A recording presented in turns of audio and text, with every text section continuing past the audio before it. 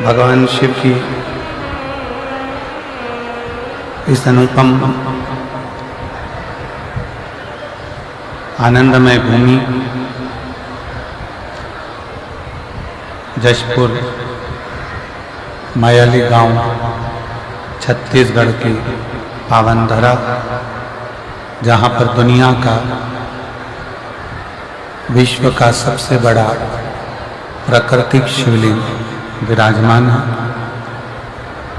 ऐसी पवित्र भूमि पर आप और हमको शिव महापुराण की कथा श्रवण करने का सौभाग्य प्राप्त हुआ है। बड़े सौभाग्यशाली हैं आप और हम सभी, जो आज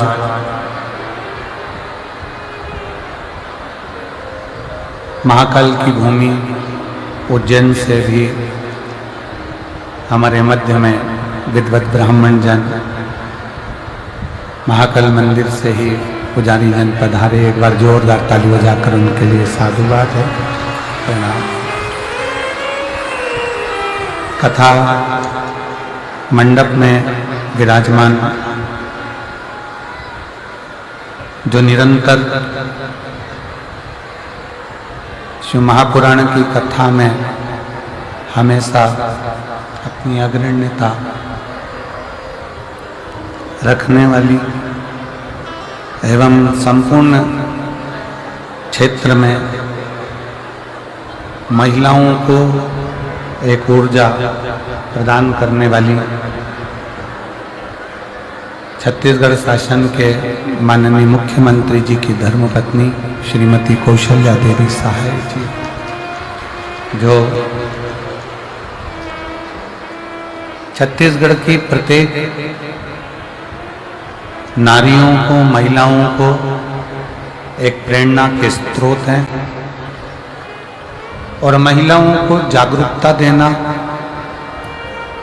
महिलाओं के प्रति एक स्त्री का कर्तव्य क्या होना चाहिए, अपने परिवार को कैसे लेकर चलना चाहिए। एक बार श्रीमती कौशल्या देवी सहाय जी के लिए जोरदार ताली बजाकर साधुवाद, बहुत बहुत साधुता।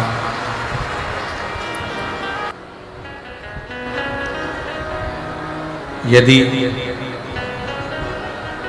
संसार सागर में हमारा जन्म हुआ है, मृत्यु लोक में अगर आप और हम पैदा हुए हैं, जन्म लिए हैं,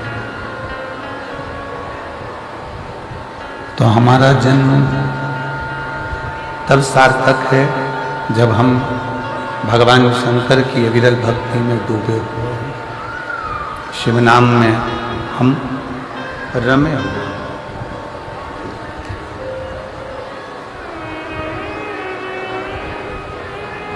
जन्म तो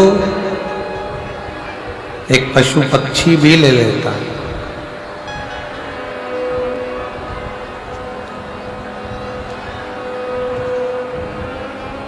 पशु भी जन्म लेता है, पक्षी भी जन्म लेता है, जलचर जीव भी जन्म लेता है, थलचर जीव भी जन्म लेता है।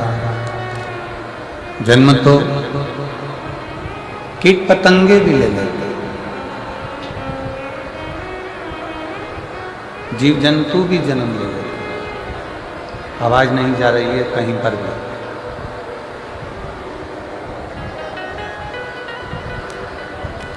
जीव जंतु भी जन्म ले लेते हैं, कीट पतंगे भी जन्म ले लेते हैं, पशु पक्षी भी जन्म ले लेते हैं, बच्चे उनके भी होते हैं,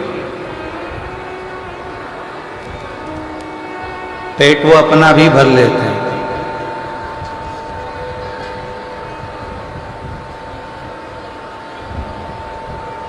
पर इस मनुष्य देह में सबसे बड़ा कार्य एक है कि भगवान शंकर की अविरल भक्ति कोई पशु पक्षी जीव जंतु अपने जन्म में प्राप्त नहीं कर पाता, जो यह मानव का शरीर पृथ्वी पर जन्म लेकर भगवान शंकर की अविरल भक्ति को प्राप्त कर लेता है। केवल एक मानव, केवल एक मनुष्य। आवाज क्लियर नहीं है बिल्कुल भी। शोर शोर सा आ रहा है पूरा।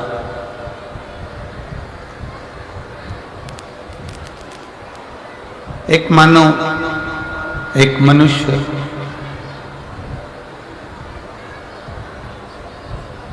और बहुत सावधानी से इस बात का स्मरण करिएगा कि मानव शरीर भी मिल गया। मान लो मनुष्य का शरीर प्राप्त हो भी गया, मानव का शरीर मिल भी गया।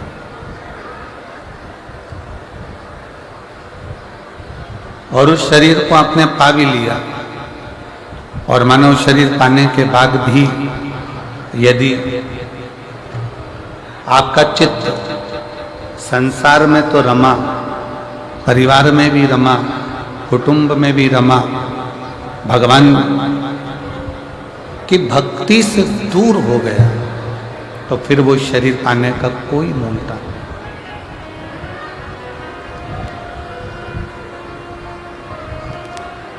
कितना सुंदर कहा है किसी ने कि सरकारी गोडाउन को, सरकारी वेयरहाउस को, प्राइवेट वेयरहाउस को, प्राइवेट गोडाउन को भरना सरल है।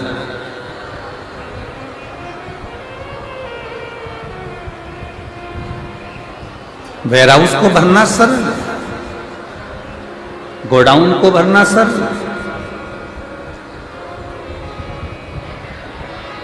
एक वेयरहाउस को तृप्त करना सरल है, गोडाउन को तृप्त करना सरल है, पर संत कहते हैं, साधु कहते हैं, तपस्वी कहते हैं कि अपने मन को, इस चित्त को, इस आत्मा को, इस हृदय को तृप्त करना कठिन है, बहुत कठिन।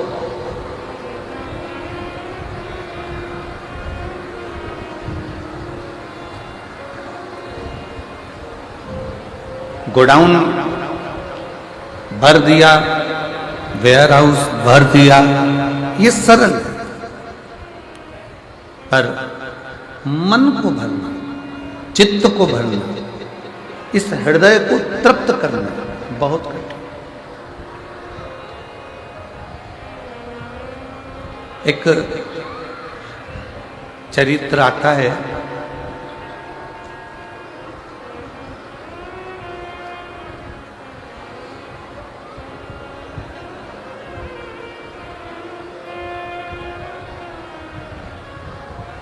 एक भिक्षुक एक पात्र लेकर, एक कटोरा लेकर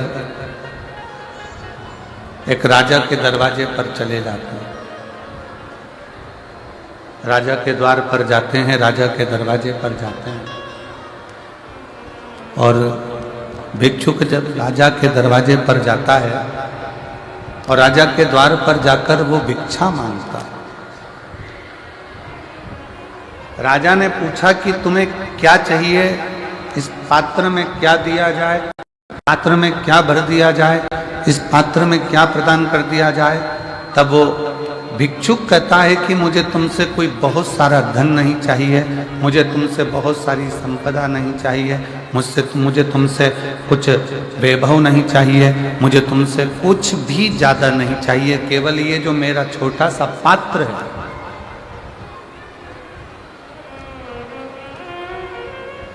केवल मेरा ये छोटा सा जो पात्र है इसको भर दीजिए। और बहुत छोटा सा पात्र, बहुत छोटा सा।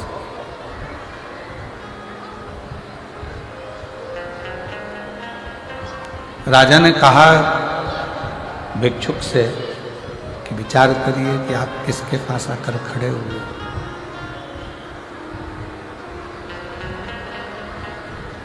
आप किसके पास आकर खड़े हो, जरा विचार करिएगा।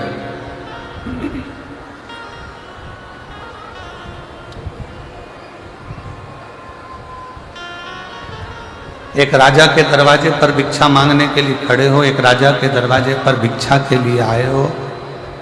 आवाज क्लियर करिए, गला पकड़ रहा है तेजी से। एक राजा के दरवाजे पर भिक्षा मांगने के लिए आए हो, एक राजा के दरवाजे पर कुछ मांगने के लिए आए हो तो थोड़ा ज्यादा में मांग लीजिए।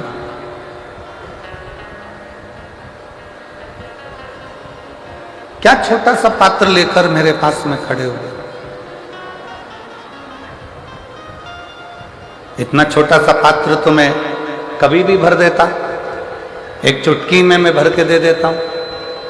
अगर मांगना ही है किसी राजा के दरवाजे पर, अगर भिक्षा मांगने के लिए आए ही हो, किसी के दरवाजे पर पहुंचे हो, किसी के दरवाजे पर यदि तुम आए हो, किसी के द्वार पर यदि तुम आए हो, तो कुछ अधिकता में तो मांगो। नहीं नहीं महाराज, मुझे ज्यादा कुछ नहीं चाहिए, केवल एक ये छोटा सा पात्र है, इसको भर दीजिए। अब राजा को लगा इतना छोटा सा पात्र है, ये तो तुरंत भर जाएगा। राजा उस पात्र को लेकर अपने राजकोष में पहुंचा, भंडार में पहुंचा। सारा संपदा राजा ने उस पात्र के अंदर डाल दी, पर वो पात्र नहीं भरा पाया। वो पात्र नहीं भरा। पूरी संपदा राजा ने उस पात्र में डाल दी, पूरी संपदा उस पात्र के अंदर डाल दी, पूरा की पूरा वैभव उस पात्र के अंदर डाल दिया।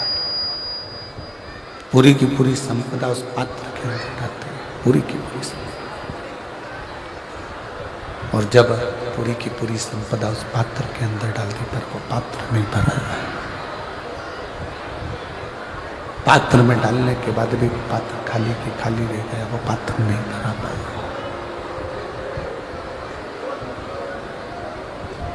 तब राजा ने पूछ लिया, हाथ जोड़कर राजा ने पूछा, उस भिक्षुक से, उस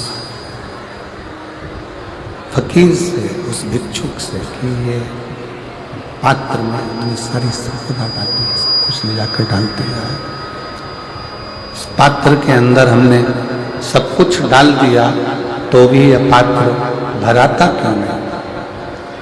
तब भिक्षुक ने, संत ने कहा कि यह पात्र कोई साधारण सा नहीं है, ये मनुष्य के सिर की खोपड़ी है, जिसमें कुछ भी भरते चले जाओ पर ये आखिरी में खाली की खाली ही रहती है। इस मन को और इस बुद्धि को भरने के लिए बहुत समय लगता है, बहुत समय। इस मन को और बुद्धि को भरने के लिए बहुत समय लग जाता है। इसको भरना कठिन है, बहुत कठिन। इसको भर पाना बहुत कठिन है, बहुत कठिन। बस यही शिव पुराण की कथा करे, यही भगवान शंकर का चरित्र कह रहा है, यही शिव तत्व कह रहा है, यही शंकर जी का चरित्र वर्णन कर रहा है। यही एक गोडाउन को भरना, एक वेयर हाउस को भरना सरल, बहुत सरल, पर सबसे ज्यादा कठिन, सबसे ज्यादा अगर कुछ है तो अपने मन को तृप्त करना, अपने चित्त को, अपनी बुद्धि को तृप्त करना।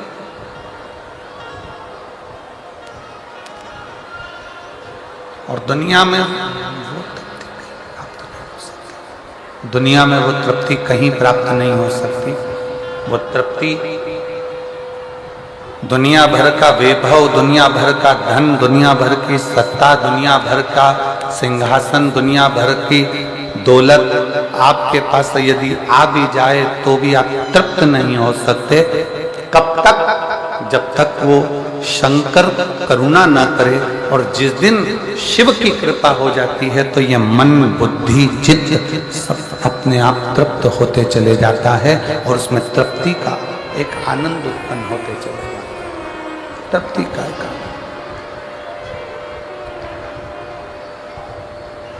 और शंभो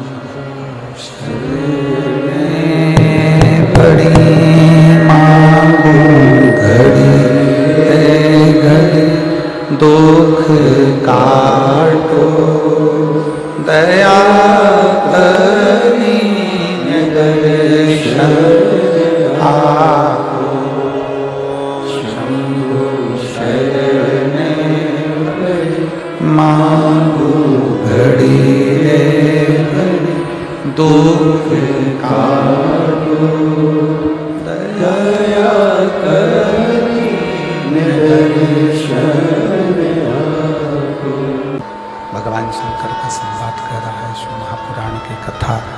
वर्णन कर रही है, भगवान शंकर का चरित्र कह रहा है। बहुत तेज पानी गिरे,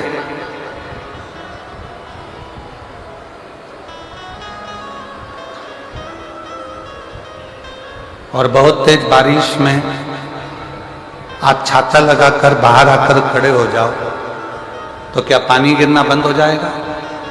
जम के बोलो जरा, बंद होगा?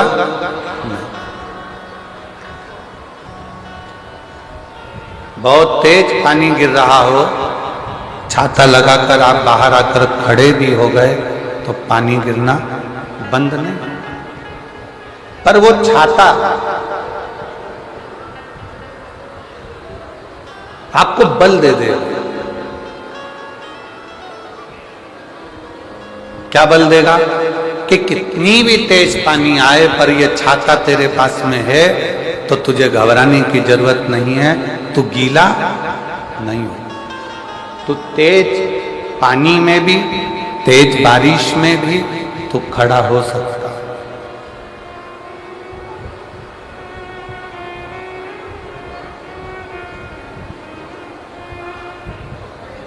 कितना भी तेज पानी गिर रहा है,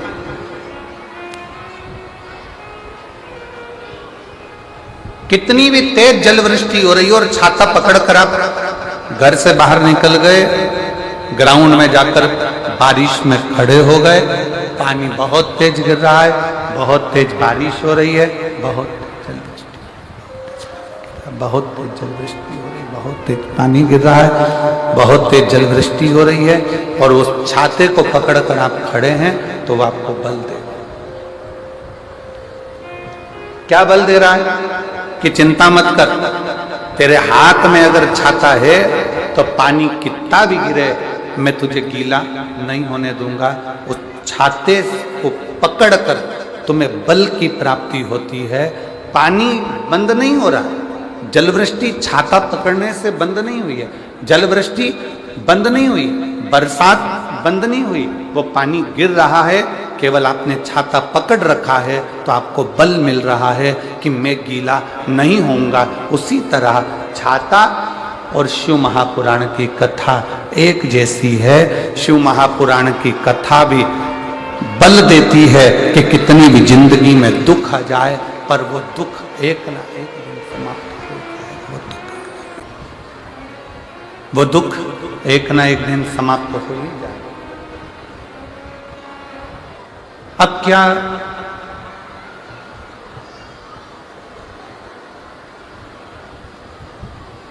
कई लोग सोचें कि शिव महापुराण की कथा हम श्रवण करेंगे तो हमारी जिंदगी में दुख नहीं आएगा। बहुत सावधान होकर कथा का स्मरण करिएगा।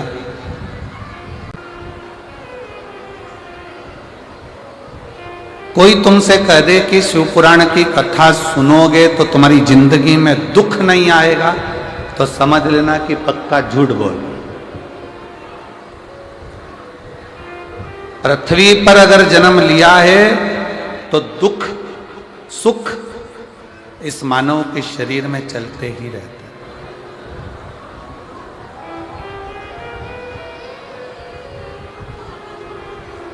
दुख सुख मानव की देह में चलते हैं। स्वयं गुरु नानक देव जी से बाले ने पूछ लिया था, हमारा जन्म होता है, बाले पूछता है गुरु नानक देव जी से कि जन्म के समय पर बच्चा क्यों रोता, किस लिए? गुरु नानक देव जी से पूछा कि जन्म के समय पर बच्चा क्यों रोता है?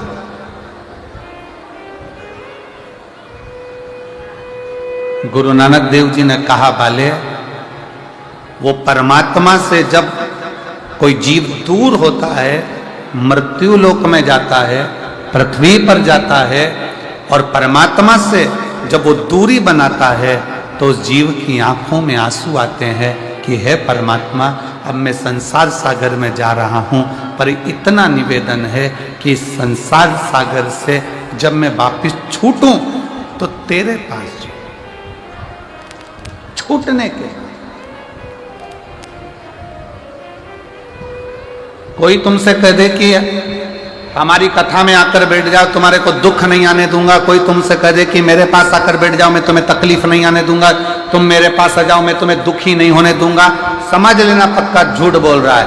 शिव महापुराण की कथा कहती है कि संसार में अगर जन्म लिया है तो दुख और सुख इन दोनों का सामना तो करना ही पड़ेगा।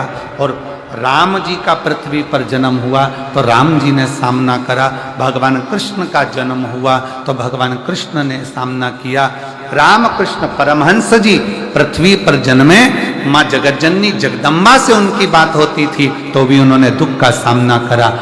संत तुकाराम, संत नामदेव जी, मीराबाई, कर्माबाई, जितने राष्ट्र के संत हुए, अगर मृत्यु लोक पर जन्म लिए हैं तो दुख सुख का सामना तो करना पड़ा। ध्रुव जी महाराज, प्रहलाद जी महाराज, ऐसे कितने कितने जो मृत्यु लोक पर जन्म लेकर दुख और सुख के सामना करते हैं।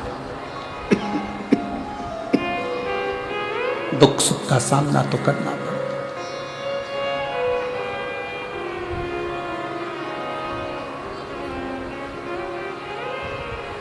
दुख आएगा।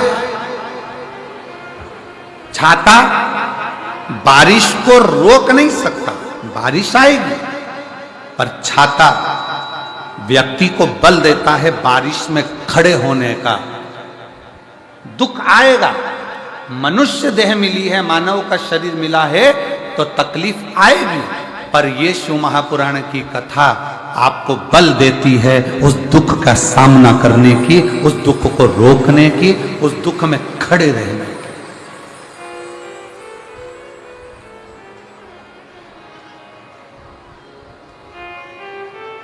आएगा जरूर।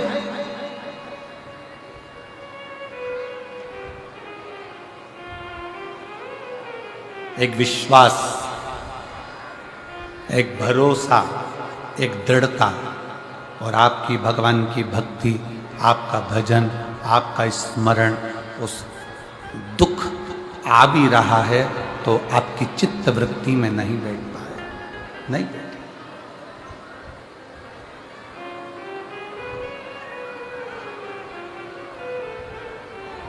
बस एक स्मरण रहे कि मत बुरे कर्म कर बंदे वरना पछताएगा। भगवान की आंखों से तू बच नहीं पाएगा, तू बच नहीं पाएगा।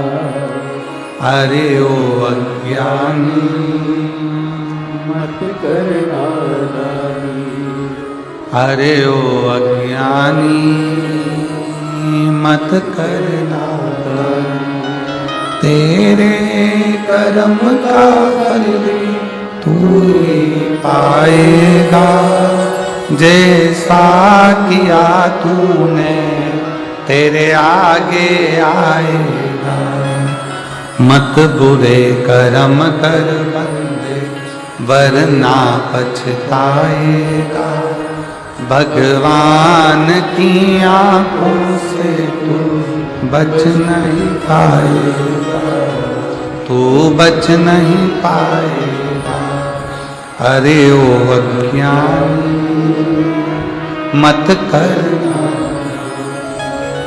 अरे ओ अज्ञानी मत करना। दुख आएगा पर तुम्हारा सुनी हुई शिव महापुराण की कथा, तुम्हारा चढ़ाया गया एक लोटा जल, तुम्हारा किया गया भगवान का भजन, उस दुख को तुम्हें महसूस नहीं होने,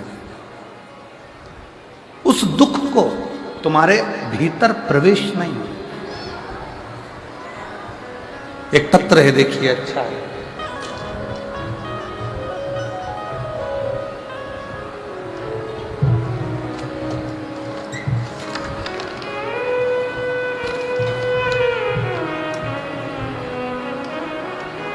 धर्म साहू, नगर पंचायत कोतबा, तहसील पत्थल गांव, जिला जसपुर के रहने वाले हैं। कहीं बैठे हों तो हाथ हिला सकते हैं, अगर कहीं बैठे हों तो हाथ हिला सकते हैं। धर्म साहू, नगर पंचायत कोतबा, तहसील पत्थलगांव, जिला जसपुर। आए हैं? आ जाइए, आ जाओ, आ जाओ, एक बेलपत्र लेकर के आ जाइए।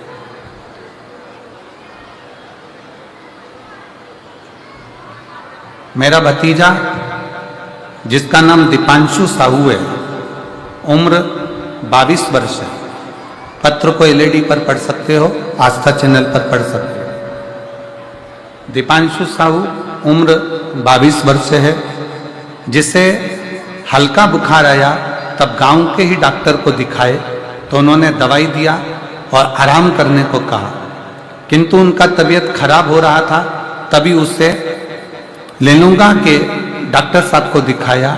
टेस्ट में पता चला कि उसको पीलिया हो गया, डेंगू पॉजिटिव आया, और टेस्ट में पता चला कि इसका बिलीरुबिन उसका बड़ा हुआ है।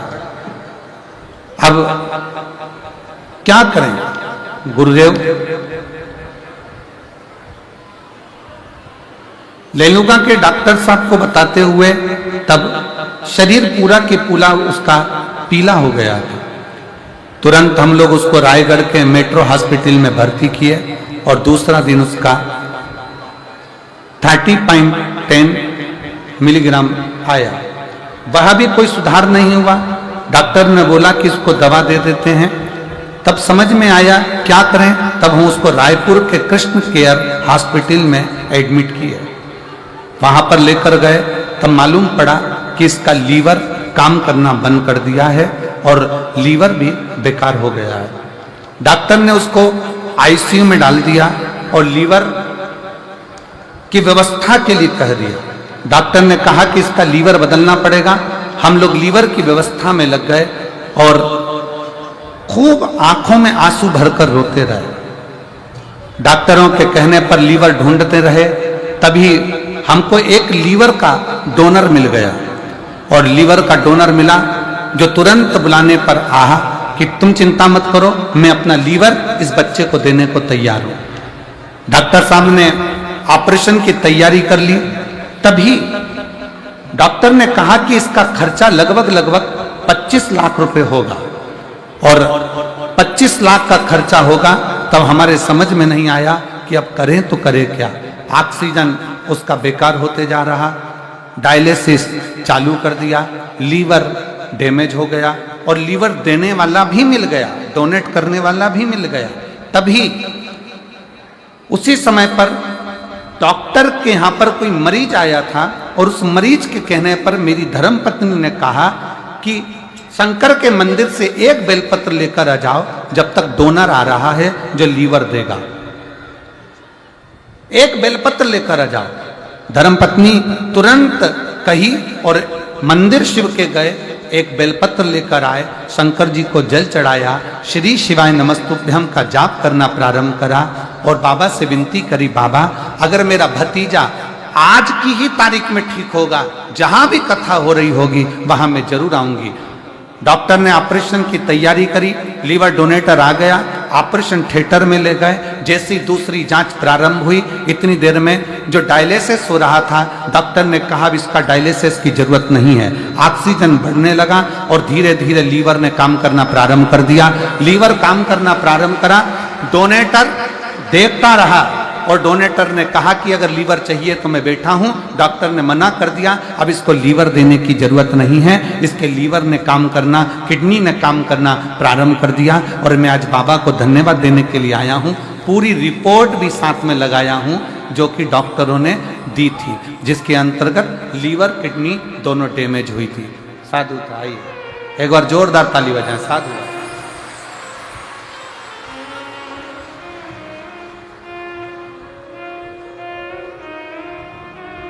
पत्र बहुत बड़ा है पर उन्होंने लिख दिया है।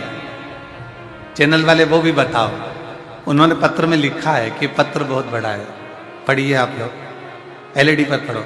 गुरुदेव पत्र बड़ा है लेकिन पढ़ लीजिएगा, साथ में हमने रिपोर्ट भी लगाई है। बहुत बड़ा पत्र, ठीक है। एक लाइन अच्छी लिखी है, आप और हम गुनगुना लेते हैं पहले। अब एलईडी पर पढ़िए पहले। पहले तुम लोग गाना चालू करो उस लाइन को, दिख रही है? चलो। अब दया करो है मस्त रहूं तेरी,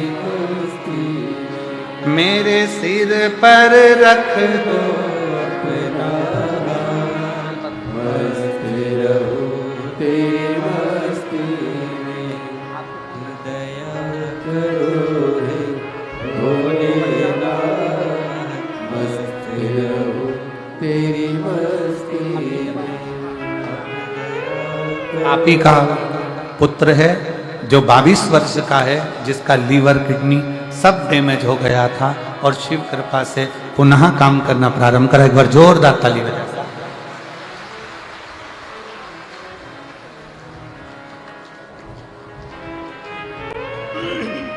विश्वास, भरोसा, दृढ़ता। एक लाइन इस पत्र में और अच्छी लिखी है, देखिए।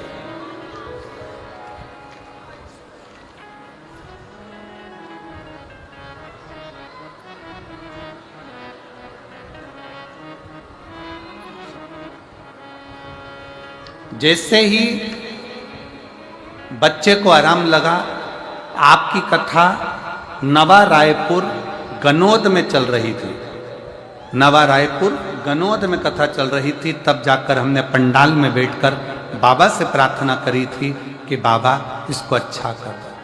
आज फिर निवेदन करूंगा, दुनिया की दृष्टि में ये केवल शिव महापुराण का पंडाल है। दुनिया की दृष्टि में यह केवल शिव महापुराण का पंडाल है, पर जो इस पंडाल में आकर बैठ जाता है, शिव महापुराण की कथा कहती है, वो पंडाल नहीं, वो पिता का घर है और पिता आपकी बात को सुनता है और वर प्रदान करता है। ये शिव है। अकाल मृत्यु वो मरे जो काम करे चंडाल का, और काल उसका क्या बिगाड़े जो भक्त हो महाकाल का। जो शंकर की आराधना में डूबा, जो शिव की उपासना में डूबा,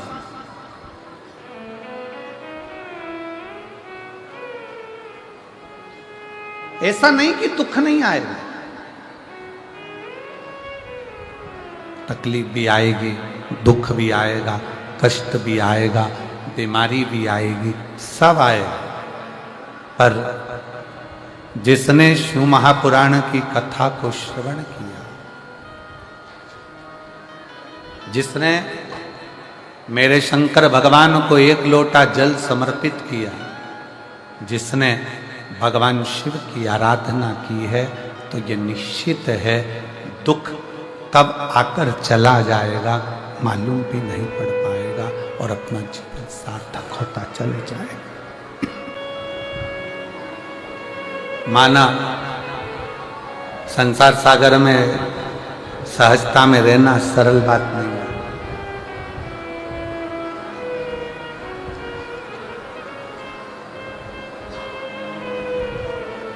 कई लोग कहते हैं गुरुजी आज के जमाने में दया करो तो दुख प्राप्त होता है, दया ही दुख का कारण है।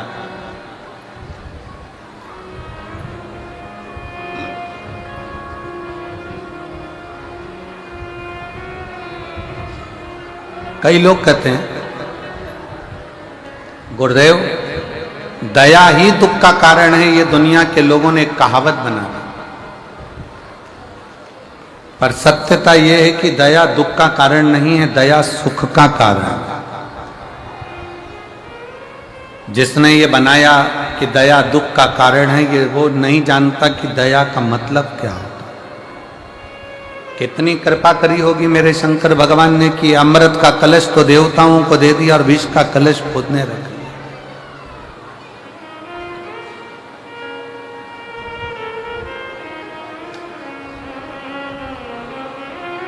विष स्वयं के पास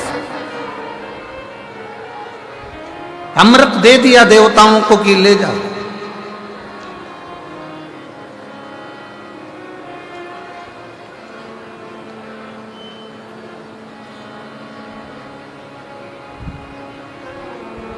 पार्वती जी ने कहा भी माँ जगत जननी जगदम्बा माता पार्वती जी ने बोला भी कि ये आपके पास में विष का पात्र आया है, विष का कटोरा आया है, आपके पास में विष का कलश आया है और आप विष अपने पास में रहकर ये सारे देवताओं पर दया बरसा रहे हो, दया कर रहे हो, और ये सारे देवताओं को आप दया कर कर अमृत दे दिए। ये विष पियोगे तो प्राण छूट जाएंगे।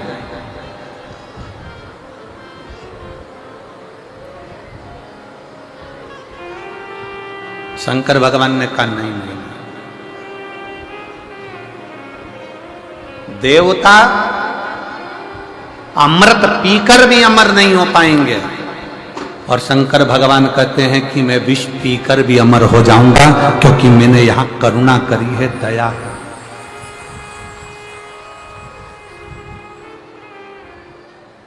मैंने यहां करुणा करी है, दया करी है। देवता अमृत पीकर भी, अमृत पीने के बाद भी अमर नहीं हो पाते, और मैं विष पीकर भी अमर होता हूं। ऐसे संसार सागर में कई लोग हैं, कई ऐसे भी हैं जिनका बहुत वर्चस्व है, खूब नाम है, खूब सत्ता है, खूब वैभव है, खूब प्रतिष्ठा है, खूब आनंद है, चारों तरफ सुख ही सुख है।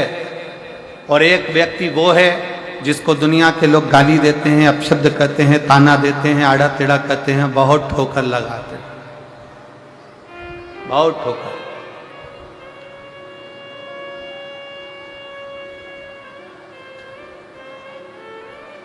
पर शिव कथा कहती है, भगवान शंकर का संवाद कहता है कि जिसको ज्यादा गाली पड़ी हो, जिसको ज्यादा ताने दिए गए हों, जिसको ज्यादा अपशब्द कहा गया हो, वही दुनिया के दिल में राज करता है, वही दुनिया के दिल में राज करता है।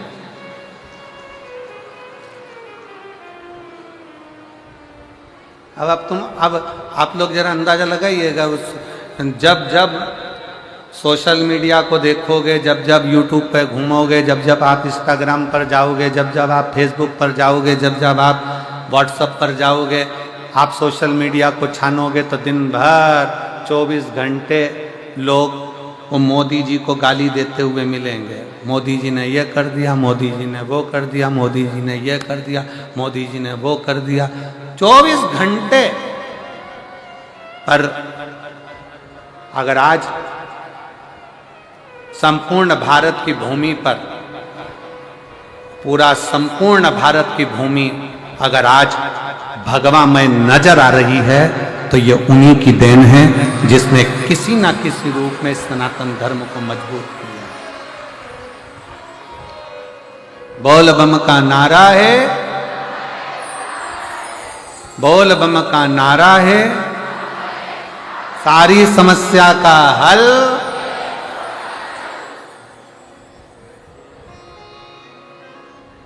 भले ताने दिए जाएं, भले अपशब्द किया जाए, भले आड़ा टेढ़ा बोला जाए, पर सनातन की मजबूती है।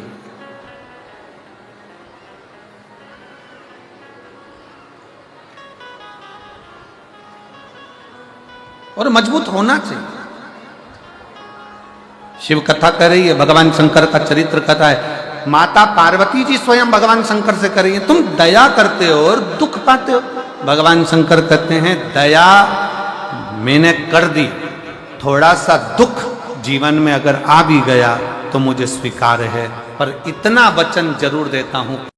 सनातन जोड़ता, शिव जोड़ने का काम करते हैं, भगवान शंकर जोड़ने का काम करते हैं। शिव जी ने करा क्या? शंकर भगवान से कहा कि तुम्हारी धर्म पत्नी जलकर राख हो गई, तुम्हारी धर्म पत्नी जल गई, सती स्वाहा हो गई, सती का शरीर जल गया, भस्म हो गई, और तुम दक्ष प्रजापति के सिर को लगाने की बात कर रहे हो।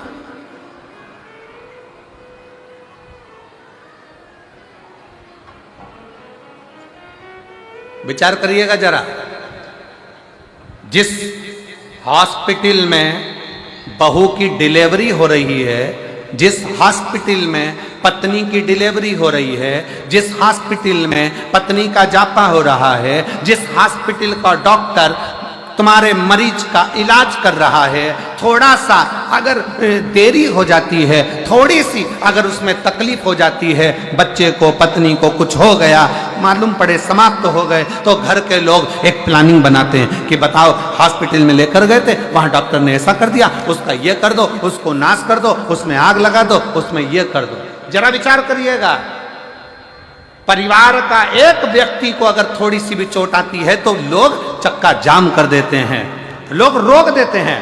और जहां देव अधिदेव महादेव की धर्मपत्नी माता सती जलकर भस्म हो गई, और भस्म होने के बाद भी शंकर जी से कहा गया कि आप दक्ष प्रजापति का सिर जोड़ दो। शंकर भगवान सिर जोड़ने के लिए आतुर हो गए।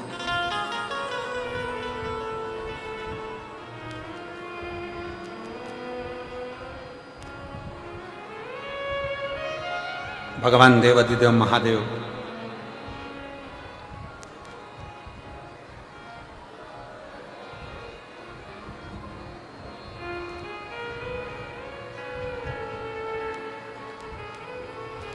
दो चीजें हैं,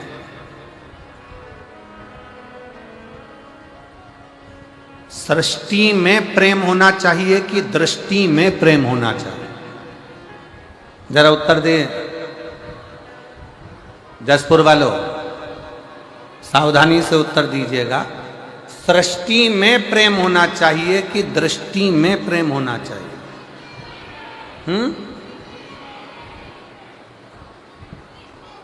दृष्टि में। बहुत बहुत धन्यवाद, जोरदार ताली बजाओ, बहुत सुंदर उत्तर। सृष्टि में प्रेम और दृष्टि में प्रेम, दोनों में अंतर है। सृष्टि में प्रेम एक दिन समाप्त हो जाता है, पर यदि हमारी निगाहों में, हमारी दृष्टि में अगर प्रेम का पर्दा लग गया तो जो उससे नफरत है ना, वो भी प्रेममय नजर आता है। सृष्टि पूरी प्रेममय दिखती है, पूरी प्रेम, पूरी सृष्टि प्रेममय दिखती।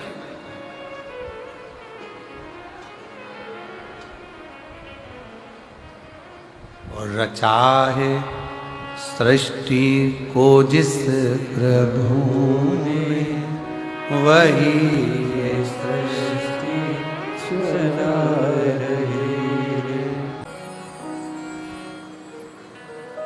ये संपूर्ण सृष्टि, शंकर भगवान कहते हैं कि अपनी दृष्टि में प्रेम रखिए, सब पूरा संसार, पूरी सृष्टि आपको प्रेम में नजर आने लगे, पूरी सृष्टि।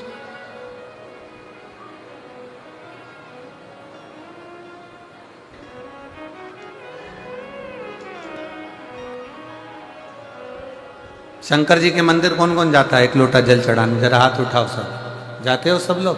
रख लो रख लो रख लो रख लो। आज के समय में सबसे व्यस्त देव हैं देव अधिदेव महादेव।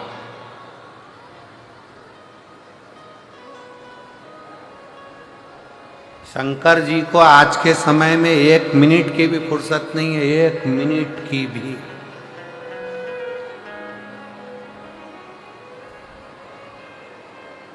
सारे देवता एक बार तैयार होते हैं, फिर दूसरे दिन तैयार होते हैं। शंकर भगवान हर 2 मिनट में तैयार होते हैं, हर 2 मिनट में।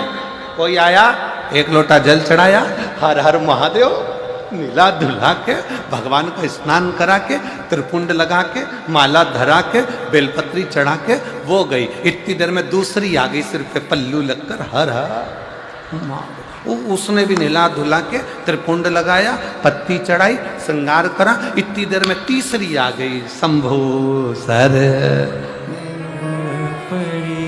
और मंदिर में उसने झाड़ू लगाई, पोछा लगाया। झाड़ू पोछा लगाने के बाद बैठ गई बाल्टी भर के, शंकर जी को फिर उंडेल दिया, उंडेल कर फिर श्रृंगार कर दिया, श्रृंगार करके फिर वो गई। इतने में तीसरी आ गई, जूड़ा बांध के। फिर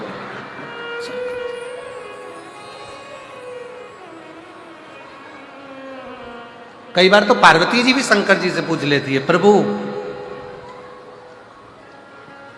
कैसा लग रहा है? शंकर भगवान बोले बहुत जोरदार।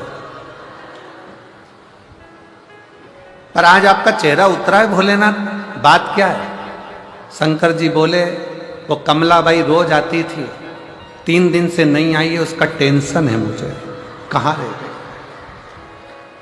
जैसे तुमको मंदिर में जाने पर मंदिर पहुंचने की ललकता रहती है, उसी तरह मेरे देव अधिदेव महादेव जो जगत का बाप है उसको आपसे मिलने की ललकता रहती है। आपसे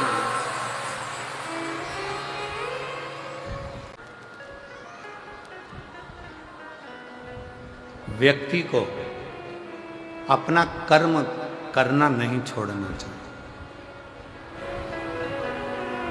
एक निवेदन मेरी जीजियों से है, जितनी मेरी जीजियां शिव महापुराण की कथा इस जसपुर मायाली गांव मदेश्वर बाबा के चरणों में बैठकर सुन रही हैं, और जितनी मेरी जीजियां टीवी पर, मोबाइल पर, व्हाट्सएप पर, गूगल पर, फेसबुक पर, यूट्यूब पर कथा सुन रहे हैं, उनसे भी कहें,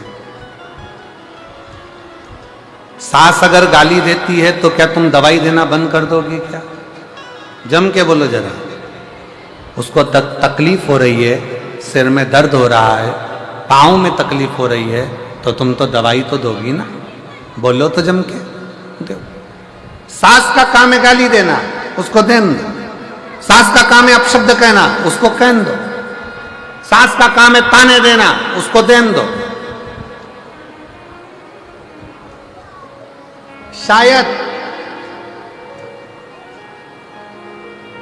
कई माताएं कहती है मेरी ननद ने मेरे साथ ऐसा किया, मेरी ननद ने मुझे ताना दे दिया, मेरी ननद ने ऐसा कह दिया, मेरी ननद ने वैसा कह दिया, मेरे नंदोई ने ऐसा कह दिया। शायद आप नहीं जानते हो, आप सबकी ननंद तो फिर भी ठीक होगी, पार्वती जी की जो ननंद थी ना, पार्वती जी की जो ननंद थी वो इतनी प्रबल थी, इतनी प्रबल कि पार्वती मैया भोजन बनाकर गणेश जी के लिए रखकर जाती थी, मोदक बनाकर कार्तिकेय के लिए रखकर जाती थी, और पार्वती जी की ननंद छिप्रिया वो उस मोदक को उठाकर पूरा की पूरा नंदी को खिला देती थी। आपकी ननंद तो फिर भी अच्छी है, कम से कम तुम्हारी बनाई गई रोटी को उठाकर कहीं नंदी को, बेल को या गाय को या अन्य इधर उधर कुत्ता उत्ता को तो नहीं दे रही। पार्वती जी की ननंद मां पार्वती जी शंकर जी की पूजन के लिए लोटा भरकर जल रखती थी, और लोटा भरकर जल रखकर पार्वती जी थाली सजाकर शंकर भगवान की पूजन करने के लिए, जहां शिव नेत्र बंद कर साधना में लीन रहते थे, पार्वती जी उस थाली को लेकर जाने वाली रहती थी। और उतनी देर में भगवान शंकर की बहन पार्वती जी की ननंद छिप्रिया आई, और छिप्रिया ने थाली उठाई और लोटा उठाया भरा हुआ, और लोटा उठाकर स्वयं जल का पान कर लेती। लोटा जब खाली दिखता तो पार्वती जी को लगा कि मेरी ननंद ने खाली करा, पर मुख से शब्द नहीं कहती, शब्द नहीं कहती।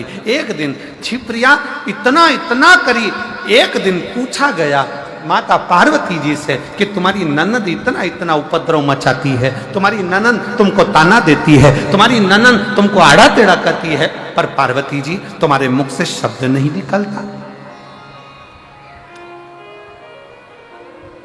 आज के जमाने की अगर भाभी होती ना, जसपुर की अगर भाभी होती तो ननंद को रायपुर छोड़ी आती।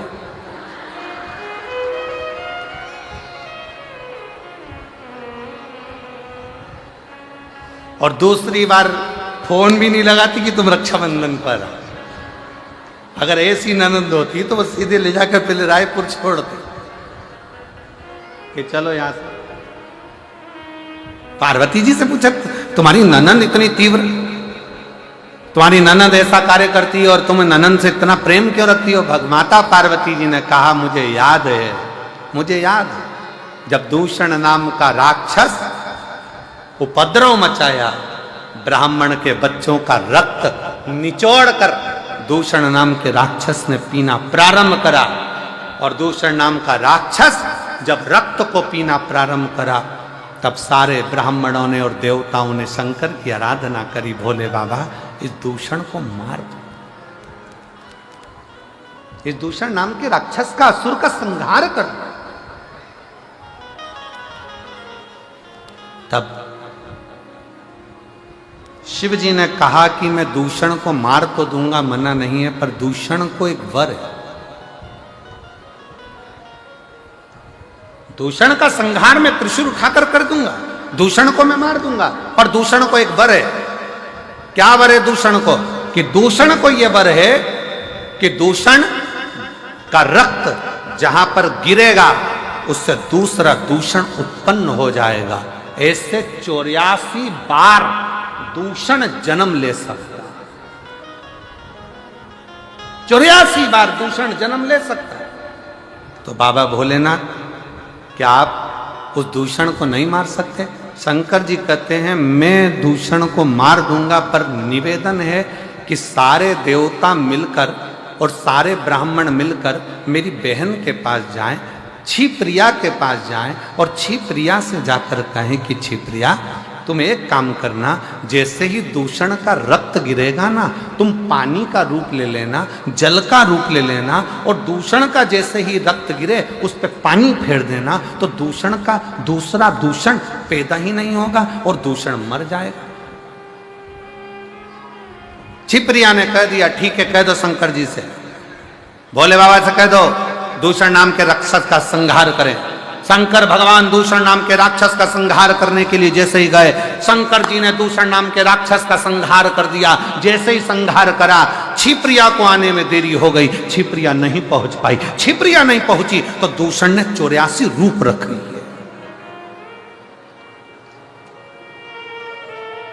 अब जैसे ही दूषण ने 84 रूप रखे, 84 रूप धारण कर लिए दूषण ने, क्षिप्रिया जैसी आकर खड़ी हुई तो सारे ब्राह्मणों ने, संतों ने, भगवानों ने, सबने कह दिया मां आपको आने में देरी हो गई। इतने में तो दूषण ने 84 रूप रख लिए। अब क्या होगा? शंकर भगवान तो अपना रूप नहीं रख सकते, क्योंकि वो ओघड़दानी है, वो शंभु है, वो रूप कभी नहीं रख सकते। राम जी अगर पृथ्वी पर जन्म लेके अपना नारायण रूप रख सकते हैं, भगवान नारायण अपने अनेक रूप रख सकते हैं, ब्रह्मा जी अपने अनेक रूप रख सकते हैं, इंद्र अपना रूप बना सकता है, देवता देवी अपना रूप बना सकती है, पर शंकर कभी भी रूप नहीं रखते हैं। शंकर तो अड़भंगा है, एक रूप ही काफी है सारे जगत के कल्याण के लिए, इसलिए शिव को रूप रखने की जरूरत नहीं पड़ती। भगवान शंकर को रूप रखने की जरूरत नहीं पड़ेगी। अब क्या होगा? इतने में क्षिप्रिया ने कहा चिंता मत करो, अगर दूषण नाम का असुर 84 रूप ले सकता है तो मैं भी शंकर की बहन हूं, शिव की बहन। इतना बल मुझ में है कि मैं शंकर के 84 रूप विभाजित कर सकती हूं, पर शिव तो रूप रख नहीं सकते। क्षिप्रिया कहती है मैं रखूंगी शंकर के 84 रूपों को, मैं शंकर भगवान के 84 रूप धारण करवाऊंगी। और मां क्षिप्रिया ने अपने जल का वेग इतना तेज करा कि शंकर भगवान के 84 रूप हो गए, और 84 रूप धारण कर कर, दूषण 84 थे, उन 84 दूषण को शंकर भगवान काल अधिपति महाकाल ने 84 रूप धारण कर कर संहार कर दिया। मां क्षिप्रिया ने हाथ जोड़कर निवेदन कर दिया, भैया अब इस महाकाल वन में, इस महाकाल की भूमि में, इस अवंती का प्रदेश में, हे मेरे भैया आप इन्हीं 84 रूप में विराजमान रहना, और मेरे काल अधिपति 84 महादेव के रूप में अवंती का पुरी में विराजमान। अवंती का पुरी में 84 रूप में मेरे देव अधिदेव महादेव विराजमान हो गए।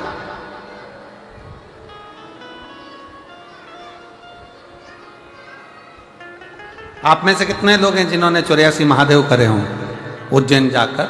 आपने करे हैं? वाह, आपने भी करे, धन्यवाद, बहुत बहुत साधुवाद, करना चाहिए।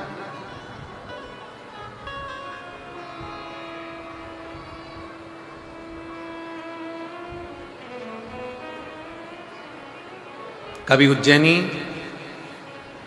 अवंतिका प्रदेश में जावे, महाकाल वन में जावे, तो एक बार 84 महादेव मेरे महाकाल बाबा के जो 84 रूप है उसका दर्शन अवश्य करें, अवश्य।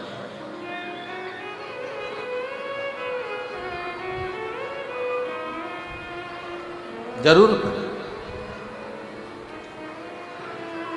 और कभी अगर योग लगा, बाबा ने करुणा करी तो आपके साथ हम भी कर लेंगे। हो एक आध बार योग लग गया तो देवाधिदेव महादेव का करो 84 बाबा के। हम तो पहले बाबा के दर्शन करने के लिए महाकाल बन गए थे, तो तब पूर्ण रूप से 84 महादेव दर्शन हुए हैं, पर एक बार अवश्य जाओ, करो दर्शन।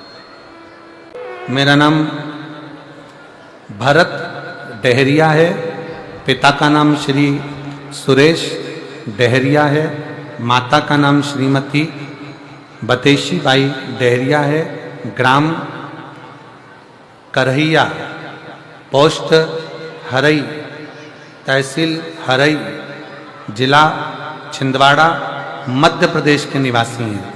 कहीं बैठे हों तो हाथ हिला सकते हैं, अगर कहीं बैठे हों तो हाथ हिला सकते हैं। सुरेश डहरिया, माताजी का नाम श्रीमती बतेशी बाई डहरिया, बालक का नाम है भरत डहरिया। कहीं बैठे हों तो हाथ हिला सकते हैं, कहीं बैठे हों तो हाथ हिला सकते हैं और एक बेलपत्र लेने के लिए आ सकते हैं। गुरुजी, मेरी माता टीवी पर हमेशा आपके भजन और कथा को सुनती हैं। मेरी बड़ी बहन श्रीमती पवन बाई डहरिया आपकी और शिवजी की बहुत बड़ी बाबा की भक्त हैं। सुबह शिवजी के मंदिर जाकर जलाभिषेक करना, बेलपत्री चढ़ाना। गुरुजी, मैंने 17 जनवरी 2024 से सरकारी नौकरी की तैयारी करना शुरू किया और लक्ष्य को पाने के लिए दिन रात पढ़ाई करता, पर सरकारी नौकरी तो नहीं लगी, प्राइवेट नौकरी के लिए आ गया। मेरी जून के महीने में 2024 में प्राइवेट नौकरी लग गई, पर मेरा मन केवल सरकारी नौकरी के लिए था। तब मेरी माँ ने, मेरी बहन ने मुझसे कहा कि तू कथा सुनना प्रारंभ कर, अपनी मेहनत को 4 गुना कर, पढ़ाई रात दिन कर। वो सीहोर वाला महाराज कहता है कि अपनी मेहनत जब 4 गुना करोगे, परिश्रम जब 4 गुना करोगे और एक बेलपत्री पर शहद लगाकर शंकर को समर्पित कर कर जाओगे तो फल जरूर मिलेगा। गुरुदेव, मेरी 29 सितंबर को प्राइवेट नौकरी करते करते 29 सितंबर 2024 को मैंने बैंक की परीक्षा दी और वही बेलपत्र वाला प्रयोग किया। बेलपत्री पर शहद लगाकर शिवलिंग पर जल अभिषेक करके मैं गया। मैंने दीदी के कहे अनुसार मंदिर में जाकर सच्चे मन से बेलपत्ती वाला, शहद वाला, शिवलिंग पर जलाभिषेक वाला किया और शिवजी से प्रार्थना की कि बाबा कुछ भी हो, मेरा बैंक का परीक्षा निकल जाए। आप कहते हो कि 4 गुनी मेहनत करो, मैंने 4 गुनी मेहनत करी गुरुदेव, और बाबा की कृपा से आज मैं बाबा को धन्यवाद देने के लिए आया हूं कि छत्तीसगढ़ राज्य के ग्रामीण बैंक कुनकुरी में मेरा सेकंड वर्ग की परीक्षा के अनुसार मेरा सिलेक्शन हो गया और मैं कुनकुरी में आज जॉब कर रहा हूं। मैं शिव की कृपा से। कहीं बैठे हो तो एक बेलपत्र लेने के लिए आ सकते हैं। अधिकारी वर्ग 2 में परीक्षा दी और सफलता पाई और छत्तीसगढ़ राज्य के ग्रामीण बैंक कुनकुरी में मेरा सिलेक्शन हो गया। मैं शिव को प्रणाम करने के लिए आया। आपका विश्वास, आपका भरोसा, आपकी दृढ़ता, ये सबसे बहुत जरूरी। और महाराज, तेरा ही दिया मैंने खाया पिया है, तेरा शुक्रिया है, तेरा शुक्रिया। मुझे भोले बाबा ने बहुत दे दिया है, तेरा शुक्रिया है, तेरा शुक्रिया है। ये जायदाद दी है, औलाद दी है, मुसीबत में हर वक्त इमदाद दी है, तेरा ही दिया में खाया पिया है, तेरा शुक्रिया है, तेरा शुक्रिया। सब लोग साथ में बोलेंगे और बड़े भावों के साथ आनंद के साथ बाबा से प्रार्थना करें।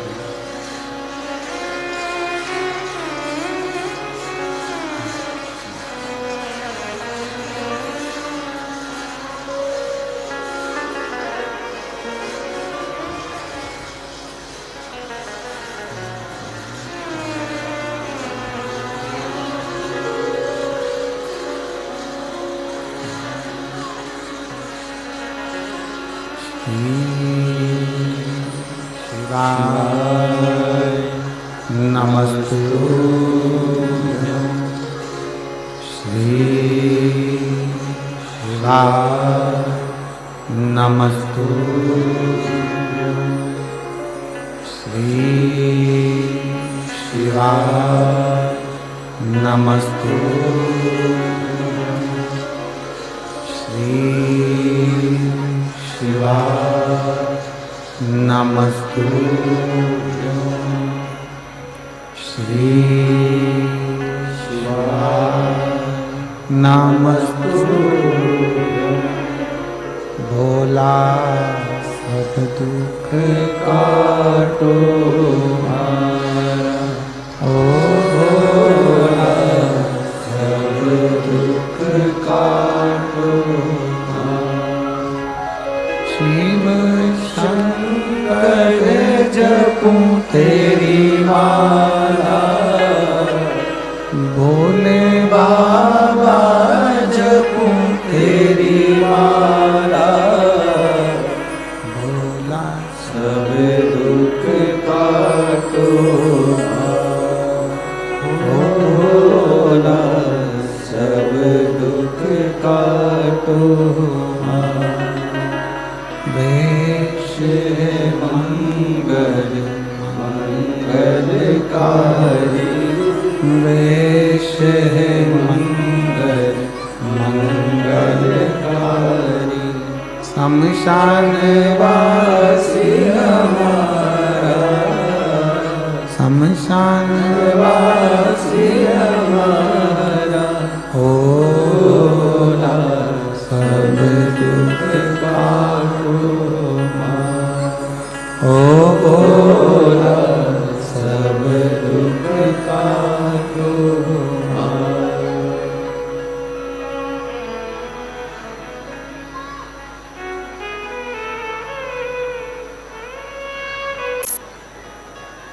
भगवान शंकर से कहते हैं, प्रभु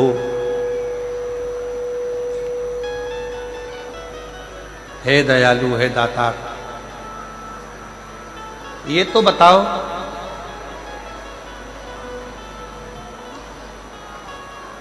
ओ गर्धानी,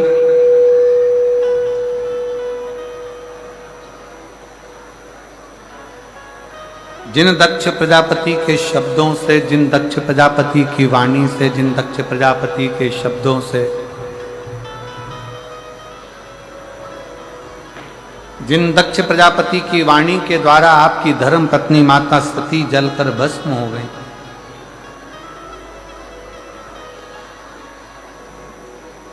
और उन्हीं दक्ष प्रजापति का सिर आप वापिस जोड़ने के लिए जा रहे हैं,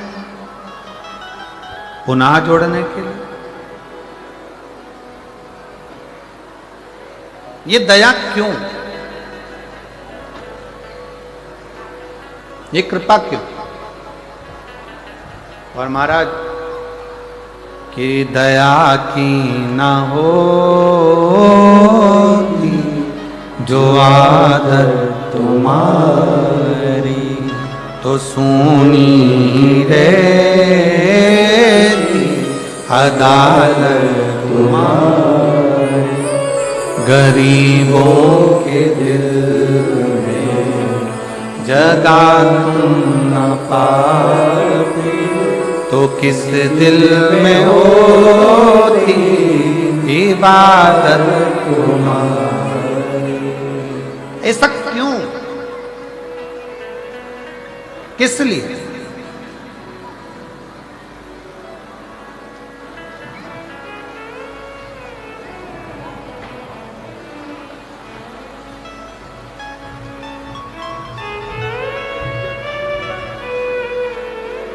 एक बार जोरदार ताली बजाओ। इस बच्चे का सरकारी नौकरी लगा है और बहुत भाव से इसने शिव की सेवा की।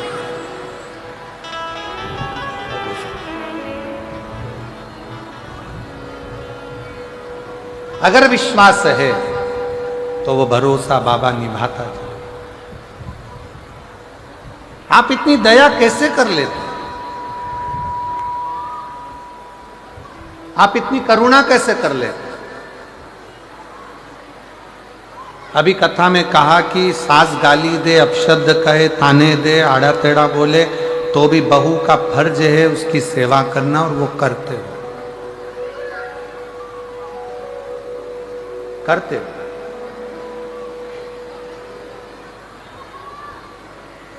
एक बात बताएं आपको,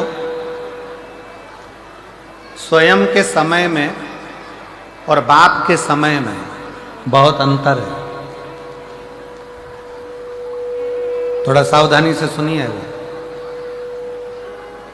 अपने समय में और अपने बाप के समय पे, अपने पिता के समय में बहुत अंतर है।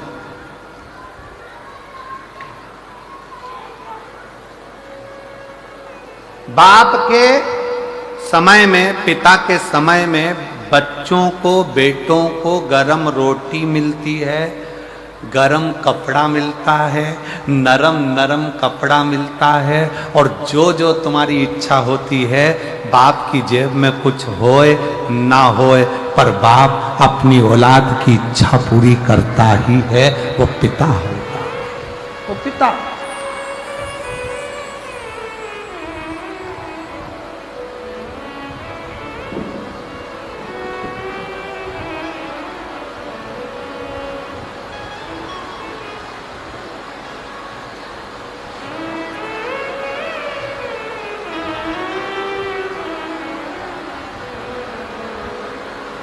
वो पिता है। एक पिता का समय और एक अपना स्वयं का समय, दोनों में अंतर है। देखिए पानी बहुत तेज है, और निवेदन है, फिर निवेदन कर रहे हैं कि जो पंडाल 3 लगे हैं बड़े बड़े, तो जो पीछे के जो टेंट वाले पंडाल है उसमें से आप लोग निकल कर बड़े बड़े मूल पंडालों में आ जाएं, और उसमें हवा पानी बहुत तेज है, उसका स्मरण रखें। शिव कथा कर रही, भगवान शंकर का संवाद कर रहा। पिता का समय और स्वयं के समय में एक बहुत बड़ा अंतर है। पिता के समय में गरम रोटी भी मिलती है, पिता के समय में गरम कपड़ा भी मिलता है, पिता के समय में नरम कपड़ा भी मिलता है, और पिता के समय में जो हमारे मन के अंदर कामनाएं होती हैं, जो चाहने की इच्छा होती है, पिता उसको पूर्ण करने में लगा रहता है। पिता उसको पूर्ण करने में। और जो स्वयं का समय होता है ना, खुद का समय, जब स्वयं का समय चालू होता है तो रोटी गरम नहीं मिलती है। व्यक्ति काम में इतना व्यस्त रहता है, अपनी नौकरी में, अपनी सर्विस में, अपनी दुकान में, अपने कार्यों में इतना व्यस्त रहता है कि वो रोटी भी गरम नहीं खा पाता। पिता के समय में, माँ के समय में, जब तक बच्चा छोटा है, जब तक बच्चा पढ़ रहा होता है, तब तक माँ बाप उसको गरम रोटी खिलाकर भेजते हैं। बेटा एग्जाम है ना, ले ये खा कर जा, कोई बात नहीं, 5 मिनट लेट होगा ना, रुक जा बियाल, तू ये खा फिर जा, रुक जा, काम पे जा रहा है, ये काम कर ले। पिता के समय में और अपने समय में बहुत बड़ा अंतर होता है। पिता के समय गरम रोटी मिलती है, गरम कपड़ा मिलता है, नरम कपड़ा मिलता है, और अपने मन की कामनाएं भी पूर्ण होती है। पर जब अपना खुद का समय आता है तो रोटी भी ठंडी मिलती है, और कपड़ा जो अलमारी में रखा होता है, नया है कि पुराना, वो पहनकर अपन अपने काम में लगे रहते हैं। इसलिए शिव महापुराण की कथा कहती है कि अपने पिता भगवान देव अधिदेव महादेव से जाकर रोज मिलते रहो, तो मेरा देव अधिदेव महादेव, मेरा शंकर आपका पिता है, तो वो नित्य प्रति गरम रोटी भी देगा, गरम कपड़ा भी देगा, और नरम कपड़ा भी देगा, और हमारी इच्छाओं को भी पूर्ण करेगा। वो शिव शिव है।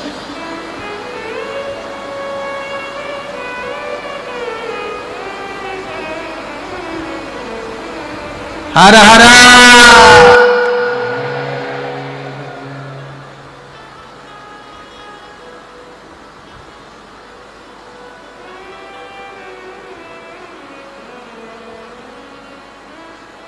अब देखो धूप भी आ रही है,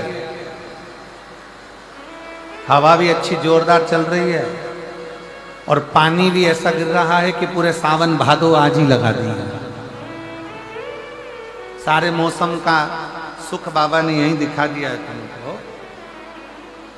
सारे मौसम का। बोल बम का नारा है। दोनों हाथ उठाकर एक बार प्रेम से हार हार हार हार हार हार। भगवान शिव गढ़दानी की कथा कर रही है, शिव तत्व कर रही है, पिता स्वयं स्वयं।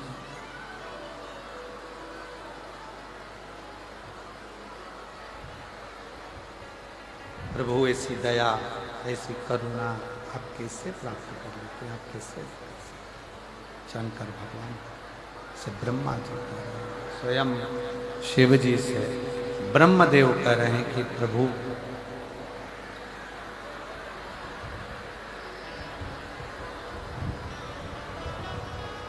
आप इतनी दया, जिस दक्ष प्रजापति के यज्ञ में आपकी धर्म पत्नी माता सती जलकर भस्म हो गई हो,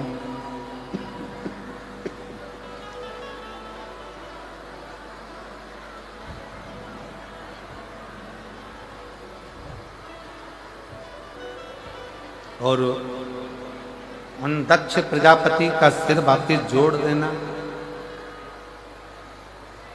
ये दया, ये करुणा, ये कृपा कैसे?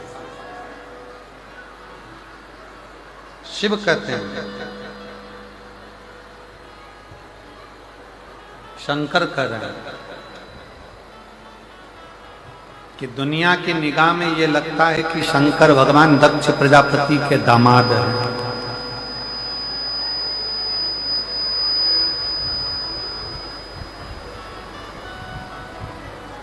दुनिया की दृष्टि में शिव दक्ष प्रजापति के दामाद हैं, ये दुनिया की दृष्टि।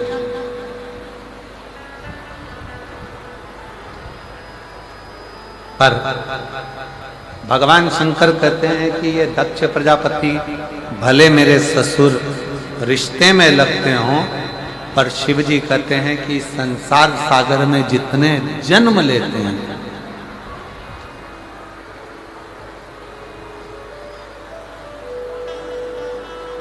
जितनों का जन्म इस संसार सागर में होता है,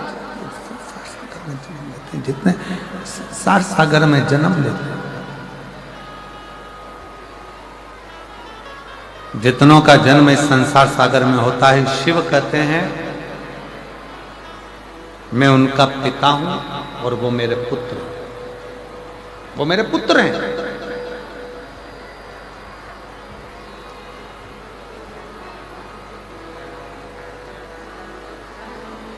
एक बहुत बड़ा पद मिल जाता है तो हो सकता है कि लोग अपने पिता को भूल जाएं। एक बहुत बड़ा सिंहासन मिल जाए तो हो सकता है कि लोग अपने बुजुर्गों को भूल जाएं। बहुत बड़ी प्रतिष्ठा मिल गई, पद मिल गया, धन मिल गया, सत्ता मिल गई तो हो सकता है लोग अपने माता पिता को भूल जाएं। पर शिव महापुराण की कथा कहती है कि बच्चे भले अपने माता पिता को भूल जाएं, पर माता पिता अपनी औलाद को कभी नहीं भूलते, वो अपनी औलाद के लिए हमेशा तत्पर खड़े रहते हैं, हमेशा। एक चरित्र आता है कि एक बेटा अपने पापा से कहता है, पिताजी से कहता है,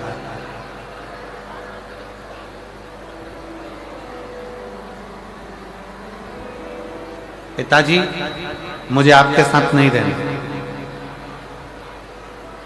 आप मुझे जायदाद का हिस्सा दे दो, जमीन के हिस्से कर दो, मेरी प्रॉपर्टी मुझे दो और मैं जाऊं। पिताजी ने समझाया बच्चे को कि बेटा क्या ये विचार करना कि मुझे मेरी प्रॉपर्टी दे दो और मैं घर छोड़कर जा रहा हूं, ये श्रेष्ठता नहीं। नहीं पापा, मुझे तुम्हारे साथ नहीं देना।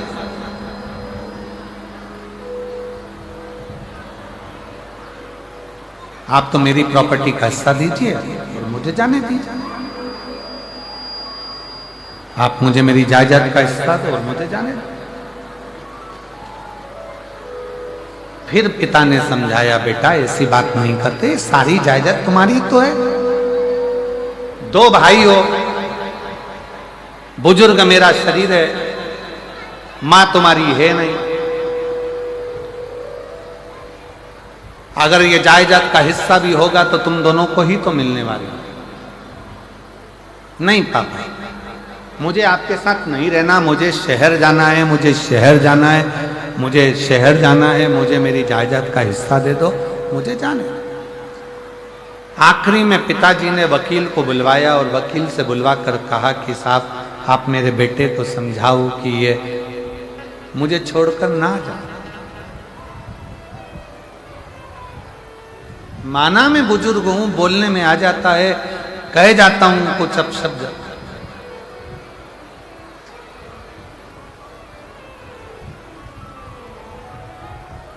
वकील ने समझाया बेटे को कि देखो ये सब तुम्हारा ही है, आज बाप है, पिता है, सब तुम्हारा है। क्यों ऐसा सोचना, क्यों शहर जाना, क्यों छोड़कर जाना? नहीं नहीं, मुझे जाना, मुझे यहां नहीं रहना। आखिरी में वकील ने भी समझाया, गांव के लोगों ने समझाया, बेटा नहीं माना और अपना हिस्सा लिया और चलो। शहर में गया तो बहुत बहुत दोस्त मिल गए।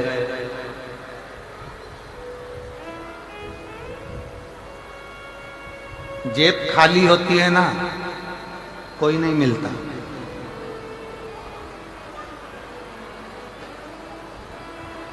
जेब खाली होगी तो कोई नहीं मिलेगा।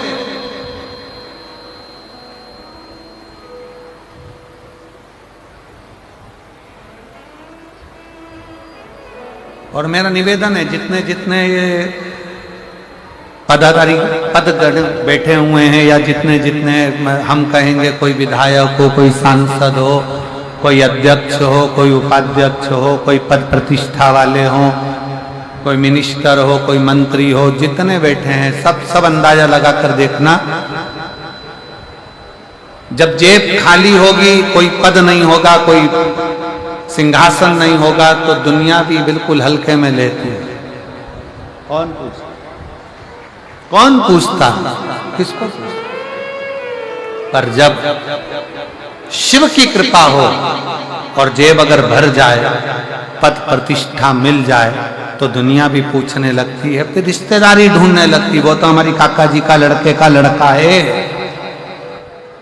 वो हमारी मौसी जी की लड़की की लड़की है, वो हमारे चाचा जी के लड़के का लड़का है।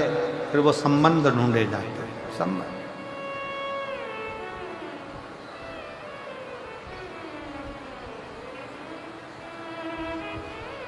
पिता ने समझाया, वकील ने समझाया, रिश्तेदारों ने समझाया, पर नहीं माना।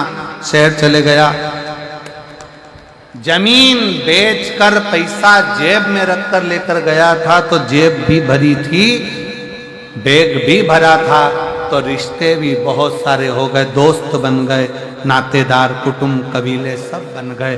किसी ने उसको मदिरा में लगा दिया, किसी ने उसको वेश्यन में लगा दिया, कोई ने गलत भोजन में लगा दिया, गलत।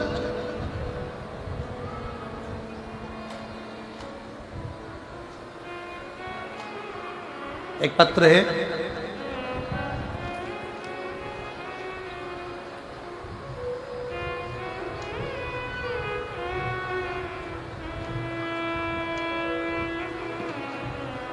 अयोध्या प्रसाद गुप्ता, पत्नी श्रीमती सरिता गुप्ता।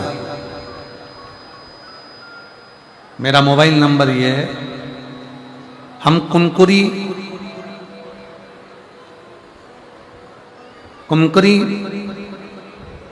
रेमते रोड के निवासी हैं, कहीं बैठे हो तो हाथ हिला सकते हैं।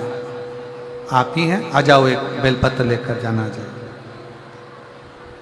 गुरुजी, इस व्यासपीठ के सामने मैं सत्य कहना चाहता हूं, 2023 में आपकी पहली बार कथा सुनना प्रारंभ करा। इससे पहले हम आपको नहीं जानते। कुछ गलत लोगों की संगत में आकर उन्होंने हम लोगों को तामसिक भोजन करना सिखा दिया। मेरा पूरा परिवार तामसिक भोजन में पड़ गया।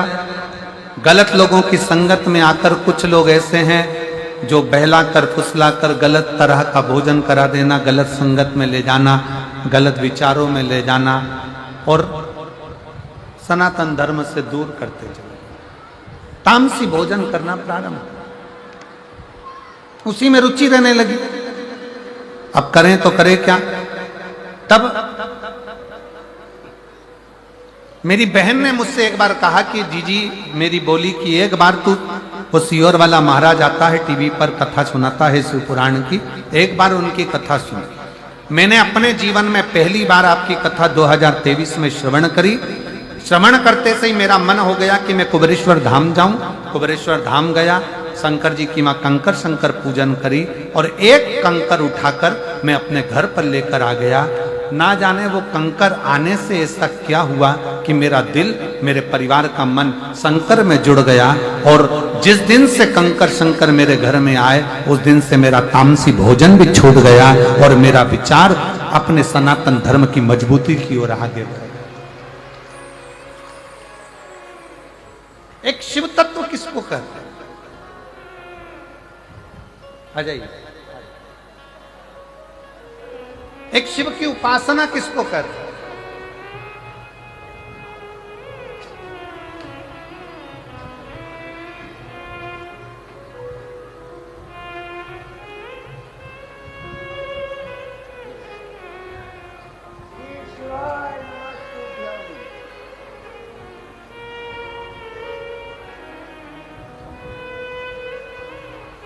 एक बार जोरदार ताली बजाओ श्री अयोध्या प्रसाद गुप्ता जी के लिए, श्रीमती सरिता गुप्ता जी के लिए, जो पुनः अपने सनातन धर्म की मजबूती के लिए और अपने इस सनातन धर्म को पहचान कर पुनः वापिस उस तामसी जीवन से बाहर निकलकर सात्विक जीवन की ओर आए हैं। एक बार जोरदार ताली बजाइए। बहुत बहुत साधु।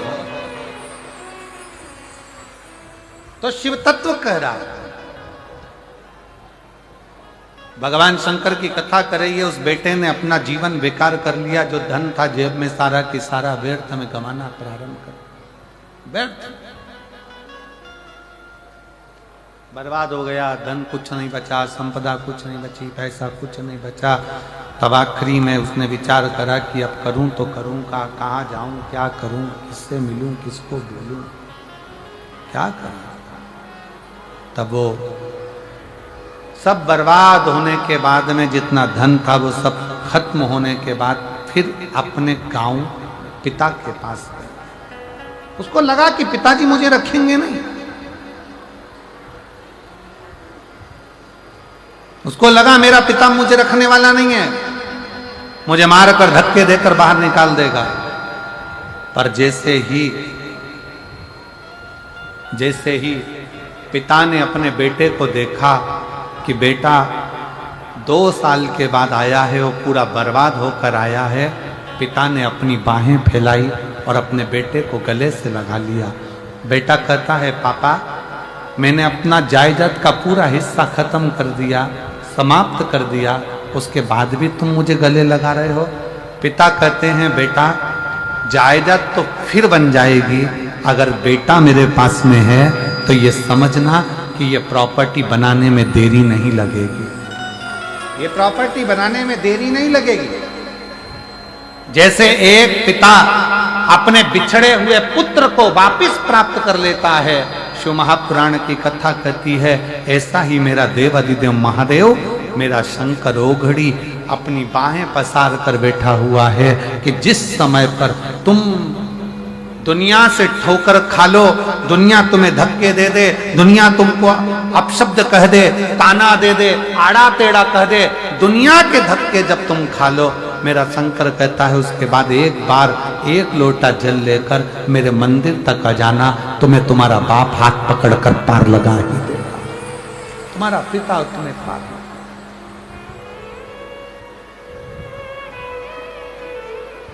और मैंने तेरे ही भरोसे बाबा, तेरे ही भरोसे हवा भी, उस परम पिता परमात्मा के आश्रित रहे। शिव कह रहे हैं ब्रह्मा जी से, आप कहते हो मेरी पत्नी सती जलकर भस्म हो गई, तो मैं दक्ष प्रजापति का सिर क्यों जोड़ूं? शंकर कहते हैं मेरा कर्म है दुनिया का भला करना, आप अपना कर्म करते चलो, अपना कर्म अच्छा करते चलो, दया करते चलो, सत्कर्म करते चलो। कोई ताना दे, अपशब्द कहे, आड़ा टेढ़ा बोले, बोले कहे। एक बहन बैठी है यहाँ,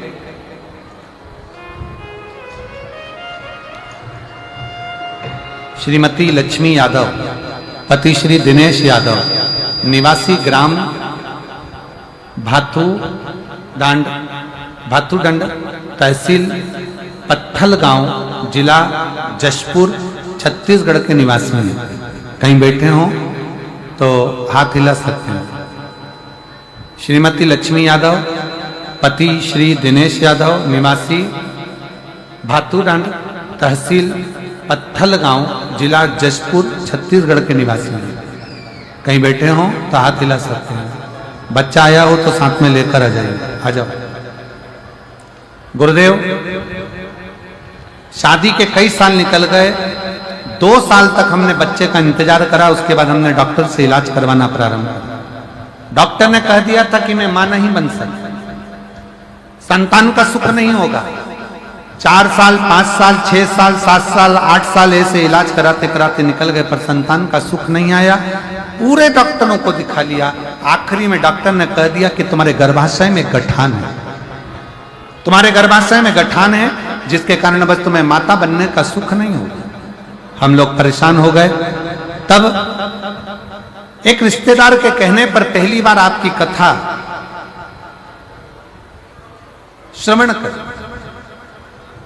मेरी ननंद लक्ष्मी ग्राम गोलागुंडा में रहती है, उसने कहा भाभी आप एक बार शंकर की कथा तो सुनो, शिव पुराण, और कथा सुनो, सफेद आंकड़े की जड़ का प्रयोग करो।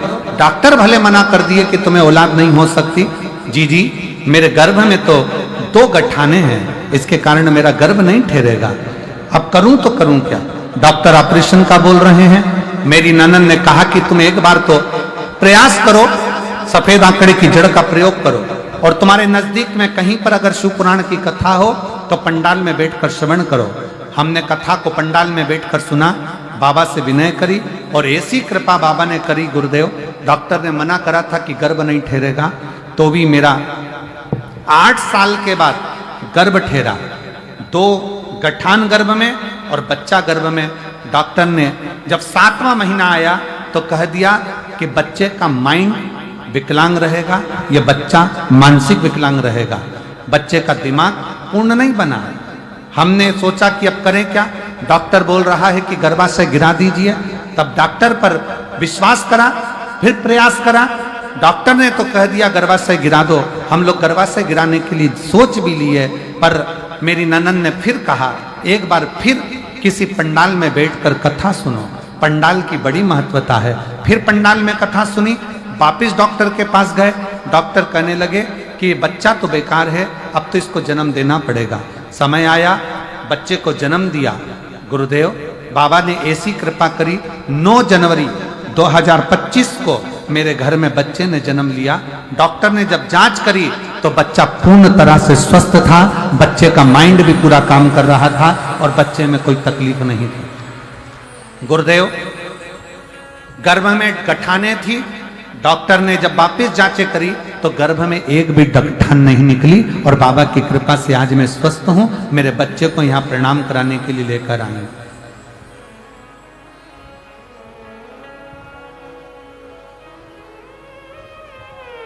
एक लाइन अच्छी लिखी है, आप लोग जरा एलईडी पर पढ़िएगा, बहुत अच्छा लगेगा आपको इसको पढ़कर। गुरुदेव कहते हैं कि जिस तरह सूर्य से सूर्य की किरणों को पृथ्वी तक पहुंचने में माध्यम की आवश्यकता होती है, ठीक उसी प्रकार महादेव की कृपा व दृष्टि आपके माध्यम से मुझे प्राप्त हुई और बाबा की कृपा से मुझे संतान प्राप्त हुई। ये शिव तत्व